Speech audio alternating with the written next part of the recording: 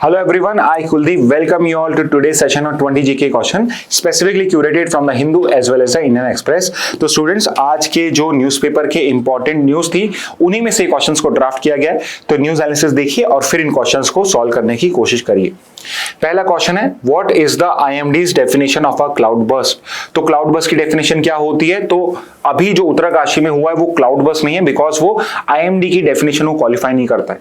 तो cloud burst या बादल फटने को क्वालिफाई करने के लिए द रिक्वायरमेंट इज कि एक 10 स्क्वायर किलोमीटर के रीजन के अंदर में 1 घंटे के अंदर में 100 mm रेनफॉल या उससे ज्यादा होनी चाहिए। तो फर्स्ट का करेक्ट आंसर होगा ए।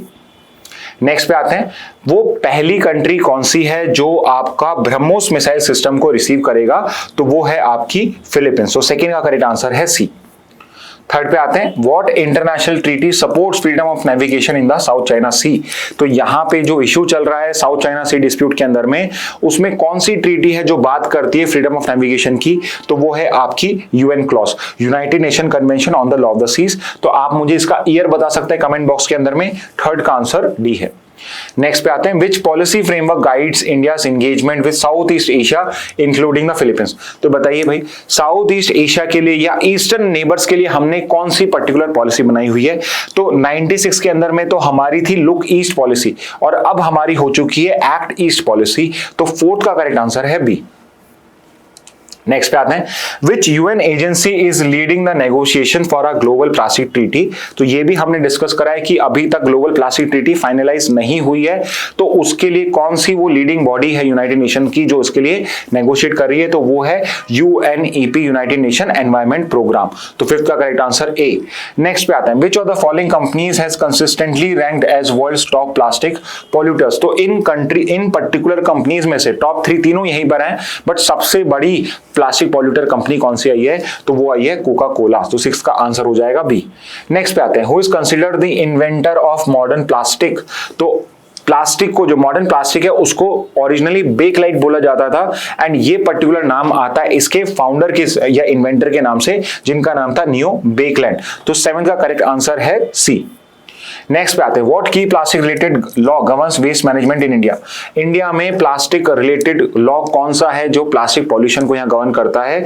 तो वो है हमारा plastic waste management rules of 2016। तो 8 का करेक्ट आंसर हो जाएगा डी।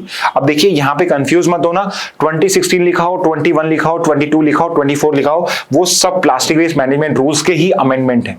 ओके, तो 8 का डी हो जाएगा। 9 पे आते हैं, which international treaty governs trans boundary movement of hazardous plastic waste. तो ये भी हमने डिस्कस करा है। बेसल कन्वेंशन जो है वो हजार्डस वेस्ट से डील करता है, जिसमें कुछ specific kind of plastic waste है वो भी कवर होता है।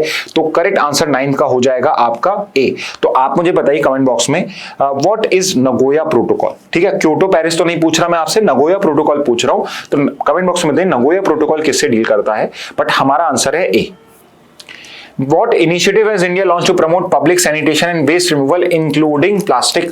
तो कौन सा भाई हमारा क्लीननेस का प्रोग्राम है जो प्लास्टिक वेस्ट की बात करता है? तो वो जो हमारा क्लीननेस का मेन अम्ब्रेला प्रोग्राम है स्वच्छ भारत अभियान, आपका क्लीन इंडिया प्रोग्राम जो है वो ही आपका इससे रिलेट करता है। तो उसका आंसर हो जाएगा बी। 10th का आंसर है बी। नेक्स्ट पे आते हैं, who is the authority to determine eligibility criteria for domicile. Okay, ये क्वेश्चन पूरा होना चाहिए था, who is authority to determine eligibility criteria for domicile.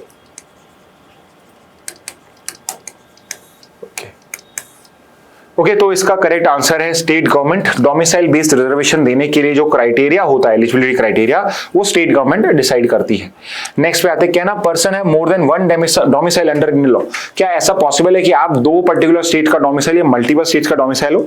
तो इसका स्ट्रेट फॉरवर्ड आंसर है नहीं।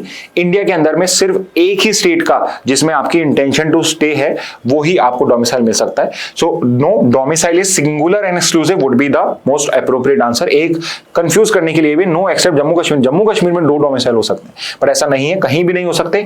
12th का करेक्ट आंसर है डी। नेक्स्ट पे आते हैं, which of the following best describes India stance on the nuclear non proliferation treaty. तो हमारा नो फर्स्ट यूज है, तो नो फर्स्ट यूज से मिलता जुलता जो होगा वो ही है। तो ओके, अच्छा, एनपीटी का पूछा है तो India has not sign the treaty, वो अलग क्वेश्चन मेरे दिमाग में चल रहा था। Nuclear non proliferation treaty basically जो कहता है कि आपको न्यूक्लियर वेपन्स नहीं बनाने हैं, इंडिया ने ना उसको साइन किया है ना उसको रेटिफाई करा है, कॉलिंग इट एज डिस्क्रिमिनेटरी, तो India has not even sign the treaty, तो 13 का आंसर हो जाएगा सी। नेक्स्ट पे आते हैं जो मेरे दिमाग में चल रहा था, the principle of no first use in India's nuclear doctrine employs. No first use का मतलब क्या है कि हम फर्स्ट यूज नहीं करेंगे, बट हम पे अगर रिटेलिएशन होता है तो हम उसको पूरा यूज करेंगे, तो 14 का करेक्ट आंसर हो जाएगा B, India will use nuclear weapons in retaliation. Next पे आते हैं, India's nuclear test in 1998 under operation Shakti occurred during the tenure of which prime minister. तो ऑपरेशन शक्ति या पोखरण सेकंड जो 98 में हुआ था, उस टाइम इंडिया के प्राइम मिनिस्टर कौन थे? तो उस टाइम इंडिया के प्राइम मिनिस्टर थे अटल बिहारी वाजपेयी, तो 15 का आंसर है ए। नेक्स्ट पे आते हैं, which stage of money laundering involves reintroducing clean money into the economy. यानी कि आपके जो 3 स्टेजेस होती हैं, PLI, प्लेसमेंट, लेयरिंग और इंटीग्रेशन, यहां पे पूछा गया है कौन सा वो स्टेप है जहां पे री इंट्रोड्यूस किया जा रहा है, तो री इंट्रोड्यूस सबसे लास्ट में होता है, तो वहां पे हो जाएगा इंटीग्रेशन, तो 16 का आंसर है डी, बी कोई स्टेज होती ही नहीं है।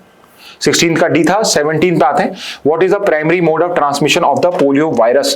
पोलियो वायरस का प्राइमरी मोड ऑफ ट्रांसमिशन क्या है? तो उसका प्राइमरी मोड ऑफ ट्रांसमिशन है फीकल ओरल रूट, तो 17 का करेक्ट आंसर है सी। नेक्स्ट पे आते हैं, the inactivated polio vaccine was developed by whom.